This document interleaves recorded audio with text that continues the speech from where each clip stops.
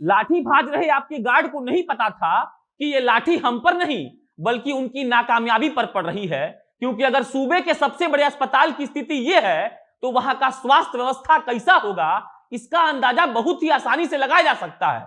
और सुनिए सर, इस बात का बहुत घमंड है हमको कि आपके गार्ड्स ने हमको मारा। इस बात पर हम फूले नहीं समा रहे हैं कि उन लोगों को हम लोगों को मारकर भगाना पड़ा, लेकिन साथ ही कुछ सवाल है। सवाल यह कि आपके निकम्मे स्वास्थ्य मंत्री और आपकी निकम्मी सरकार ने सूबे के सबसे बड़े अस्पताल को गुंडागर्दी के लिए खुला क्यों छोड़ रखा है। सवाल यह कि क्या आपकी सरकार में इतनी कुवत नहीं है कि आप किसी मीडिया कर्मी को अस्पताल में घुसकर वहां का जायजा लेने का मौका दे दे। सवाल यह कि पीएमसीएच लंदन में तो नहीं पड़ता है ना सर, और उन लाठी भाजने वालों के लिए सिर्फ इतना कि अरे सुनो, जिस दिन तुम्हारा बेटा या तुम्हारी बेटी उसी अस्पताल में मर रही होगी उस दिन ऐसे ही ट्राउजर पहने कोई माइक वाला जाएगा और तुम गिड़गिड़ा कर कहोगे कि साहब 2 घंटे से बैठे हुए हैं और डॉक्टर साहब के पास देखने तक का फुर्सत नहीं है। और अब जरा ये सोच लो कि अगर उसने मुड़कर ये कह दिया कि इट्स योर प्रॉब्लम, तब कैसा मुंह बनेगा तुम्हारा।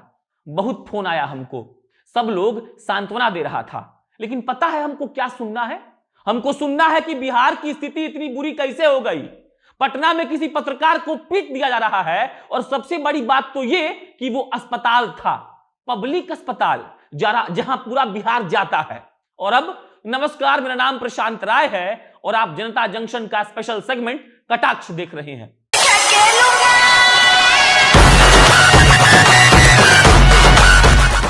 आखिर किस बात का घमंड है नीतीश कुमार और मंगल पांडे जी को? आखिर किस बात पर वो कहते हैं कि उन्होंने बिहार बदल दिया है? निर्लज्जता का हद पार कर देने वाले ये नेता और उनके अंदर काम करने वाले वो कर्मचारी शायद ये भूल चुके हैं कि मानवता नाम की कोई चीज होती है। लेकिन सर याद रहे कि आपको मानवता का पाठ भी पढ़ा देंगे और पत्रकारिता का सिलेबस भी। ये बता देंगे कि हॉस्पिटल में घुसने की वजह से मार पड़ी थी, लेकिन फिर उसी हॉस्पिटल में घुस जाएंगे बहुत जल्द और दिखा देंगे कि जो पैसे आपने पास किए थे वहां पर बिछौना और बेड खरीदने के लिए, उससे बिछौना और बेड नहीं खरीदा गया है बल्कि आपके फॉर्च्यूनर का मोटर गार्ड लग गया है। और साथ ही आपको दिखाएंगे वो बिहार जो तड़प रहा है आमूल चूल जरूरतों के लिए। घूम घूम कर हर बिहारी को बताएंगे कि हमारे नेता इतने लालची किस्म के हैं कि उनके पास इस बात का भी लाज नहीं है कि अगर किसी ने उन्हें चुना है तो उनको उनके लिए काम करना चाहिए। और सुनिए ना, आपको पानी ना पिला दिए उन्हीं अस्पतालों में घूम घूम कर तो कहिएगा कि कौन से पत्रकार से पाला पड़ा था। मंगल पांडे जी तक ये वीडियो पहुंचे तो बस यही रहेगा कि सर वरुण झा ने आज आपको कॉल किया था और आपने कहा कि हम स्वयं संज्ञान लेकर इस मामले पर कार्रवाई करेंगे। आपकी कार्रवाई आपको मुबारक हो।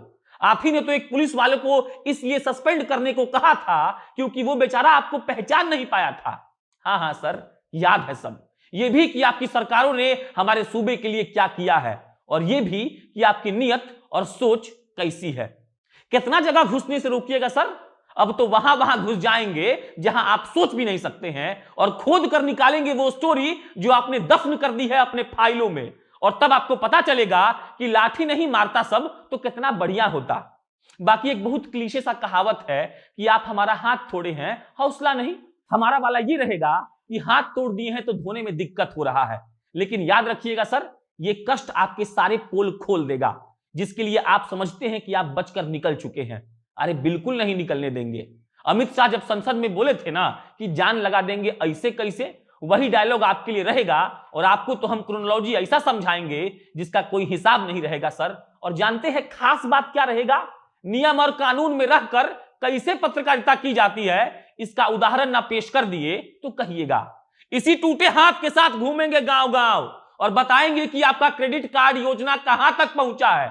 आपके नल जल योजना का सारा करप्शन अगर बाहर नहीं निकाल दिए तो बोलिएगा। इकट्ठा करेंगे उन सारे शिक्षकों को जो आपसे परेशान हैं, इकट्ठा करेंगे उन सारे युवाओं को जो नौकरी के लिए भटक रहे हैं, इकट्ठा करेंगे उन सारी महिलाओं को जिनके नाम पर आप वोट चुरा ले जाते हैं। और तब देखिएगा नारा कैसे लगेगा और आपकी सरकार की फजीहत कैसे होगी।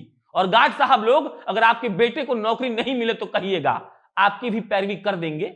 हम आपकी तरह थोड़ी हैं। इसी टूटे हुए हाथ से अगर इस पंचायत चुनाव में पूरा बिहार ना घूम दिए तो कहिएगा। एक छोटे से मोबाइल में अगर पूरे बिहार का दर्द को ना दिखा दिए तो कहिएगा। और तब आपसे पूछेंगे कि नीतीश जी, जिस जंगल राज का भभकी देकर आप यहां आए थे, वो जंगल राज अब कहां है?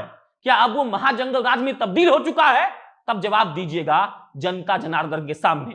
बाकी सब चकचक है। अभी नहाकर निकले हैं और जब नहा रहे थे ना, तो पूरा देहिया दुखा रहा था और तब लगा कि लाठी में दम तो होबे करता है, लेकिन साथ में यह भी समझ आ गया कि जवाब तो करारा मिलेगा, ऐसा जिसके बारे में हुकूमत ने कभी सोचा नहीं होगा। बाकी रात का पटना दिखाएंगे, असली वाला पटना।